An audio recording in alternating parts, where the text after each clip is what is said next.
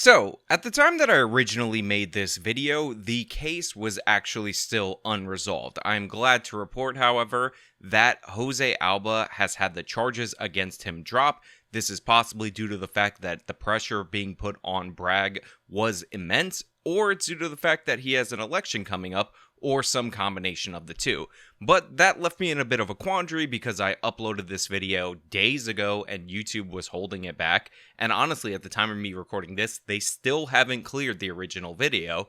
So I decided that it would be better because I liked the self-defense arguments that I make in this video. I like the references to law, and I still think there's something to be seen from this story because if it were not for the attention, likely this case would have been going through and could have resulted in a conviction. So I've decided to make slight changes to the video, remove the calls to action, etc., but keep it overall the same so you can understand what my concerns were and still are for future cases that don't have wire-to-wire video coverage and don't garner the same level of attention. Greetings and salutations, loyal viewers of this channel. Today we are going to go over a much important update on a story that I covered previously, which of course was the clear and obvious self-defense case relating to Jose Alba, the bodega owner who was attacked and acted in self-defense. But before we get into this, I just want to remind you guys that I recently did an appearance on Kirk Wilcox's show. It will be linked in the description. It's a long interview. We cover a bunch of topics, and if you want to know more about me and my ideas and where it comes from, plus some funny anecdotes about where I like to watch my entertainment, go to the link in the description for that. But before we get into anything else, without further ado, I got a sponsor for today's video. We're going to throw it over to them and then catch you guys on the other side. Weight loss is a near universal struggle in the United States of America, and one of the reasons why is because your metabolism slows down about 4% a decade after you hit the age of 20. This is one of the reasons why I recommend my secret weapon, which is of course Keto with Justice. This wonderful keto powder elevates the number of ketones in your body, which thus gives you some of the advantages of the keto diet without you actually having to be on the full keto diet. I recommend it as a supplement for the diet or on its own. It helps boost your metabolism, and if you go to ketowithjustice.com, you can try this for 60 days, full money back guarantee. You can't beat that. If it doesn't work, just send it back and get your money back. If it does work, then you're awesome and you're gonna lose weight and you're gonna look fit as hell. Friendly reminder that supporting the sponsors, especially the long-term sponsors, actually really does go to help support the channel, and I'm always excited whenever a brand believes in their product enough that they give such a lengthy money back guarantee. But that's not what we're talking about today. What we're going into is the Jose Alba case. And before we get into the new stuff, let me just give you some recaps and talk about some stuff that a lot of you didn't understand from my previous video related to this case. Now, as you guys know, there was an incident going on in a bodega in Harlem at around 140th Street where Jose Alba was working as a clerk. Now, I had talked about before that there was no real indication that Alba owned the bodega. He seemed just like a regular standard worker. However, I've seen some reporting that may indicate that his son actually does own the bodega. Anyway, during the course of the day, a woman came in with her daughter and tried to pay for about $3 worth of items with an EBT debit card. And for those of you who are unfamiliar with an EBT debit card, it's a debit card that essentially gives you access to the funds that are available to you through food stamps. More or less, that's what it is. I know they call the programs different things, WIC, and they call it SNAP or whatever, but it is what is most commonly known as food stamps. On top of that, I already know that people are going to say, well, obviously it's somebody on EBT acting this way. And while these stories are really bad, and honestly, I think the fact that we're subsidizing this woman makes it significantly worse, I do want to point out that there's lots of elderly people, there's lots of people who happen to have disabled children, there's even members of my own family that around the time that there was a tragic death in the family that were reliant on these systems. So not all the time is there examples of these people being horrible, petty, disgusting people, although this 100% is an example of that in my opinion. Remember, in my previous video, I talked about how the transaction that led to this whole incident was somewhere in the realm of $10 most likely, which means a man lost his life over a $10 transaction. We now find out that the transaction is actually a $3 transaction, and on top of that, we find out that Jose Alba, during the course of this transaction where this woman's card was specifically getting denied, actually tried to bail her out and save her the embarrassment of being declined on $3 so that she wouldn't get angry, and she still ended up trying to sick her boyfriend on this man. Let's listen to some of the audio from the new footage that I recently saw.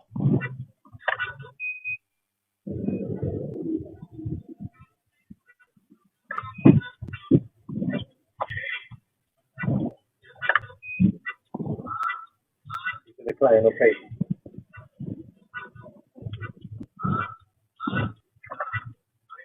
I understand what you're saying. What was $3? Yeah. But put it a wrong pin. Cash or food? I don't put a wrong pin. Did you put food? Put a money, I put it. I'm gonna pull it in front of you, and I'm gonna let you hear that it's more Okay, than mama, $3. let me do it another time. Trying to My fight God. for $3. There's money on there. Hey, mama. Whatever your card works, I'll swipe it everywhere. That's not my fault if the car working or working. It's not working now. So I've seen some criticisms on other channels about how Jose Alba didn't do enough to de-escalate this situation, but right there, this is a prime example of de-escalation. He's telling her it might not necessarily be that her card doesn't have enough money, it might be that the machine is not working. However, antagonistic from the jump, this woman in question is saying that he must have stolen $3 from her and tried to run the transaction yet again. So already we have two inherently contradictory examples of how to handle a situation where Jose Alba is trying to bring it down, calm everybody down. And we know from some of the audio later on in this video, between when this woman got her boyfriend to come attack him and when he actually showed up, that he knew for a fact that she didn't have any money and she was just trying to blame him. She don't have money. The paper he say no have money. The paper he said the client, the balance is zero. Yeah. He no, have money, have money. It's zero. Yeah. Not my fault. He want to fight it. Throw away everything in my face. What? Yeah, throw away everything in my face. This now? Yeah, now, right now. What the fuck? Look at the machine right here. Oh my God. Did they take something from you? Huh? Did they take anything from you? No. Okay. No, I take it back my son. Okay, and good. the Chino want to take it back. Okay. Because I was about to say, don't make me call some people over here. Oh my God. No, mommy. But again, de-escalation techniques, you should take note of them, and I think Jose Alba should be praised in this moment for doing so. And by the way, I've been in a position where I've had a card declined, or one of the worst case scenarios, when you try to run a card and it actually charges up to the limit that you can pay, thus leaving a balance at the end that you owe. Like you try to buy something for $10, you have $7 in your bank account, and instead of the bank granting you the transaction, they actually paid the $7, thus leaving you a $3 balance, which is embarrassing to say the least. And I would have loved to interact with somebody like Alba in this scenario who is not trying to make me feel bad in that moment, even though, again, he's probably dealt with a million of these transaction problems throughout the course of the day. But undeterred by this situation, and remember, she does allege that he snatched a little aggressively the bag of potato chips out of her daughter's hand at some point, and the video does cut at the point where the bag was taken or would have been taken, so I want to leave that out there for the possibility. She starts threatening Alba, and we have video of her promising that she's going to get her boyfriend to show up and beat up Alba. Oh, you have tea? I think you have. I think you know. You fucking piece of Oh, you have tea? bring my nigga down here. You gonna Fucking fuck you shit. up. Now when niggas gonna come down here right now and fuck you up? Stupid. Let's go. Mind your business, man. That's not my fault. You're not working. That's not my fault. You're not working. Oh, shit, ¿se la quieren llevar free? The machine not working. The car not working. What the fucking shit? She don't have money. The paper he say no have money. Okay, bye-bye. Now, the reason this is incredibly crucial is because the far leftist district attorney Alvin Bragg of Manhattan is trying to make the case that Austin Simon, the man who attacked Jose Alba unprovoked, had equal responsibility in the encounter that they engaged in, and he's also not charged this woman for absolutely anything involved in her role in inciting this incident or for the violence that she herself inflicted on Jose Alba. She's just an innocent passerby and somebody who is granted the power of a god, because while Jose Alba can't defend himself with a knife, you're going to find out later that the Attorney General believes that she is fully capable of defending herself with a knife. So Austin Simon, who is a convicted felon out on parole at this moment, and he's out on parole for violent felonies, including assaulting a police officer, is informed by his girlfriend that this store owner, 61-year-old Jose Alba, was antagonistic, yanked the bag, and all this other untrue stuff, and that he needs to come in and remedy the situation. So of course, as you guys know, he storms into the store, and the girlfriend is around cheering him on, screaming at Alba, and we actually have some of the audio of her doing that, and of course video from another angle just to show how trapped Jose Alba is in this situation. Come on. Papa, look, Papa, look, Papa, look. Come on.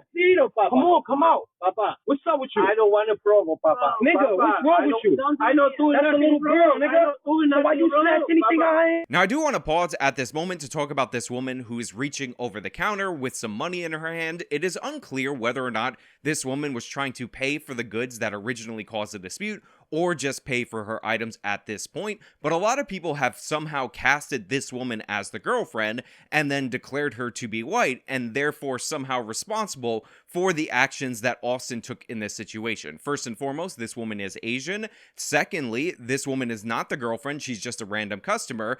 Thirdly, she actually was trying to de-escalate the situation at some points, putting her hand on Austin, who ended up churning and yelled at her in a threatening way. So she's not guilty of anything at all whatsoever related to this, and for some reason, a case where a black dude storms behind a counter and assaults a clerk does not involve white people, you weird racists that are out there on the internet.com. Even if it was a white girlfriend, when you escalate to physical assault, that is when you are creating a problem on your own. Now, as you guys know, Austin clearly and violently shoves Jose Alba, who's trying not to pay attention to him, and a lot of people mistook my point about Alba being elderly and Simon being 35 years old for me making a claim that under New York state law, Alba is a senior citizen, and thus this is a felony assault. Now, the point of my previous video on the issue of self-defense, and I think this is a clear and obvious example of self-defense, was that the laws in New York are not on the side of Jose Alba. On top of that,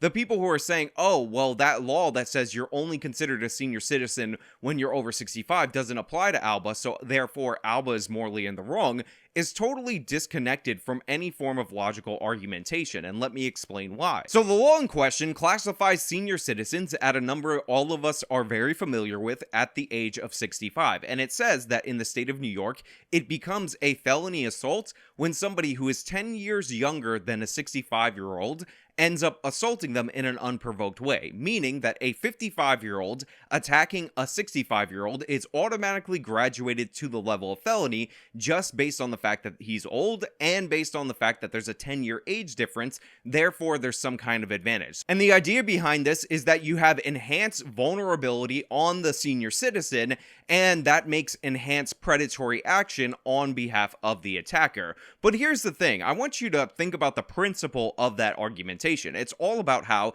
the fight is overwhelmingly unfair to one side, therefore you're trying to punish the attacker more. So Alba is not technically 65 years old, we all understand that, he's 61 years old. But Austin, the attacker in this situation, is 35 years old. Are you really going to make the case that a 55-year-old and a 65-year-old have a greater difference in strength and the attack is somehow less predatory than the difference between a 61-year-old and a 35 years old? What happens if Alba was 64 years old? Would you consider him to be perfectly within his rights, and this is mutual combat, if Austin still had a 25, 26 year difference on him, thus an advantage? Not to mention the size advantage. I understand the state of New York law. The whole premise and point of my video was that the laws in New York State are wrong, and we're in this situation because the laws are bad. But if you're going to make the moral argument that that law makes sense in principle, in spirit, then you should acknowledge that clearly, in spirit, in principle, the same thing applies in this scenario, except significantly more so. Now, I said in my previous video covering this story that the girlfriend of Austin Simon, the one who instigated this whole encounter, the one who got him and threatened to bring him to attack Jose Alba, actually may have stabbed Jose Alba during the course of this incident. And the reason I left it ambiguous is because she wasn't charged and because we didn't have video coverage of that incident. And there was coverage of Alba with a wound, but anytime you're in a situation where in an emergency you're swinging a knife around, the idea that you might cut yourself is a possibility. So I was leaving that out in the open until we got some form of confirmation. Well, it turns out that according to the charging document, the NYPD actually believes that this woman stabbed Alba 3 separate times. So the prosecution is making the case that she stabbed Alba, and yet she remains uncharged. This woman who instigated the incident, this woman who wouldn't let a $3 transaction go, this woman who brought her boyfriend specifically to assault this man, this woman who was carrying a concealed weapon at the time just in case maybe things went south, and then used that concealed weapon on Alba, is not charged with any crime at all. And apparently the wounds that she inflicted on Alba actually got infected while he was in Rikers Island, because progressive district attorney Alvin Bragg, who doesn't want to prosecute anybody, is also the kind of guy who thinks if you defend yourself, you don't deserve proper medical treatment before he throws you in a cage for the most clear and obvious case of self-defense caught in full on video. And the thing is, while there is a ton of outrage about this woman who started this whole incident not being charged, it actually makes perfect legal sense for her not to face any criminal charges based on the theory of the prosecution, because the prosecution is making the case that the physical altercation, even though on video it was Alba being attacked by Austin, was a mutual, equally responsible incident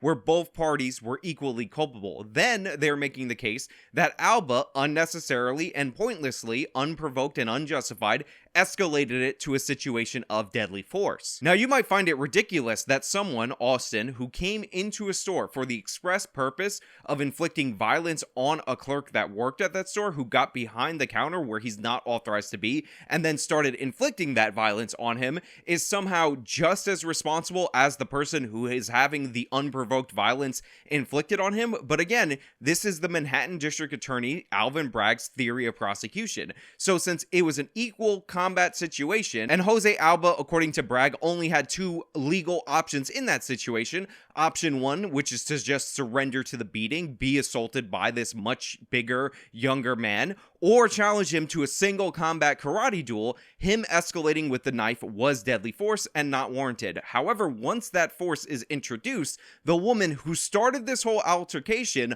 now has the right to self-defense and defense of others, so she can stab Alba with impunity in that scenario, meaning that this woman who instigated this whole entire altercation could have conceivably killed Alba, slit his throat from behind as he was standing over her boyfriend that she brought into the situation to attack him, and Bragg is saying, based on his theory of prosecution, that she would have been 100% justified in that scenario. She would have walked free. Alba would have been at fault for not taking the beating or engaging in a single combat karate duel with the 35-year-old Austin Simon. Think about how insane that is. Think about how unbelievably stupid that is. And that's where we're at in the state of New York. That's where we're at in the city of New York. That is the case that the Manhattan District Attorney is going to bring to trial, that he should have just fought him one-on-one, called out 1D, said, I challenge you to a duel, found his glove, slapped him across the face, and that should have been the scenario. But as soon as he brought out the knife, as soon as he stabbed the person who was attacking him in an unprovoked attack, then anything could have happened to him, because then self-defense applies, because he's the one who made it a deadly force situation. Again, absurd in every possible way, insanity going on in the city of New York. Now, I mentioned the Give, Send, Go campaign in my previous video, and I'm happy to say that since the release of that video, the amount of money in that campaign has nearly doubled, and that's not just thanks to me, that's thanks to other people sharing the story. And if it were thanks to anybody related to me, it would be you guys out there in the audience who stand up for what's right, who believe in self-defense, who want justice to be done in this scenario. But I'm going to link that regardless anyway, because a lot of people think, oh, well, he's going to be able to sue the Manhattan District Attorney for these charges, whatever. That is not the case. You can only sue for charges if those charges are clearly unjustified, unwarranted in every possible way. Kyle Rittenhouse had a much more clearly self-defense case according to law in the state of Wisconsin, and he has no chance at a lawsuit against the Wisconsin prosecutors that put him up on those charges, because even then you could make some form of an argument that they had justification to at least take it to court. Once they get him indicted by a grand jury, because the standard is so low, his chances of being able to sue over the situation are near zero. So the idea that Alba is looking forward to a payday, it's not true. So let me be clear, the law is not on Alba's side. The principle of self-defense is essentially non-existent in the state of New York. So what we're looking at is not a happy ending with a huge payday at the end of the day by Alba. What we're looking at is a lot of years of pain and suffering for him and his family. And all of this is because a woman couldn't deal with the embarrassment of being rejected on a $3 transaction. Just think about that. She valued the life of her boyfriend at $3 because she sent him in this situation and he's dead because of her. But hey, those are just my thoughts. Let me know your thoughts down in the comments below. If you like this video, you show them by leaving a like. You can subscribe for more content. You can follow me on all my social medias. You can support me via the support links in the description box of this video. This has been me talking about the Jose Alba self-defense case. Till next time.